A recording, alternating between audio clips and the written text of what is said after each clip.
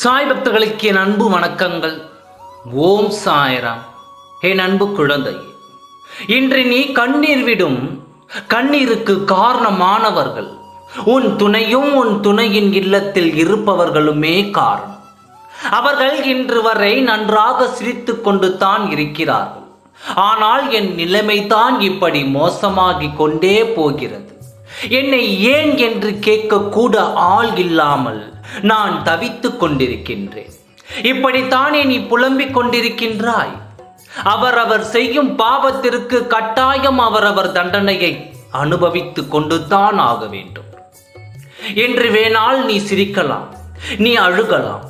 ஆனால் ஒரு நாள் வரும், அந்த நேரத்தில் உனக்கான நிம்மதியான சந்தோஷமான வாழ்க்கையை நீ அனுபவிக்கும் பொழுது உனக்கு தீங்கு நினைத்து உன் வாழ்க்கையை கெடுத்தவர்கள் அந்த நிமிடத்தில் அழுது கொண்டு இருப்பார்கள்.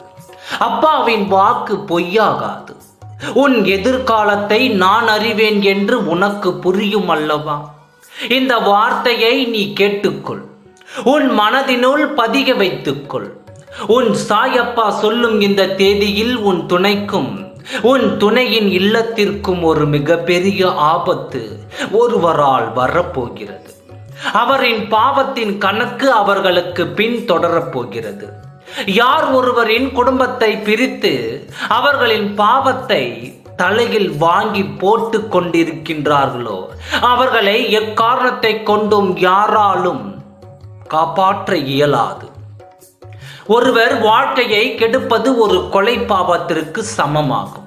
அப்படி உன் வாழ்க்கையை கெடுத்து இன்று வரை உன் கண்ணீருக்கு காரணமானவர்கள் எப்படி சந்தோஷமாக இருக்க முடியும்? இதுதான் அவர்களின் நிலை. கட்டாயமாக ஒருவரால் அவருக்கு ஆபத்து வரப்போகிறது. உன்னை போல அவர்களின் வாழ்க்கையிலும் அவர்கள் சதி செய்தார்கள். அதனால் அவர்களுக்கு கோபம் கொண்டு அவர்களால் அவர்களுக்கு ஆபத்து வரப்போகிறது.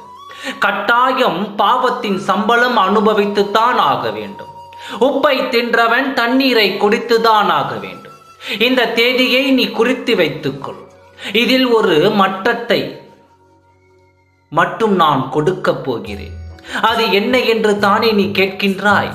உன் வாழ்க்கைக்கும் சம்பந்தப்பட்டது தானே. உன் வாழ்க்கை நான் இப்படியே விட்டு விடுவேனா? அதனால் அவர்கள் குடும்பம் பாதிக்கப்பட்டால் அது உன் துணைக்கு பாதிப்பாகும் அல்லவா? இதிலிருந்து உன் துணையை நான் காப்பாற்றப் போகிறேன். ஏனென்றால் என் செல்ல குழந்தையின் வாழ்க்கைக்காக என் செல்ல பிள்ளையின் வாழ்க்கை மகிழ்ச்சியாக இருக்க வேண்டும் அல்லவா?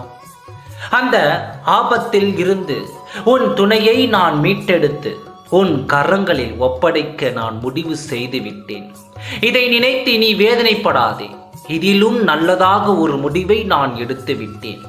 உன் துணையை இதிலிருந்து தப்பித்து வந்து உன்னோடு அவர் ஒன்று சேரப் போகிறார்.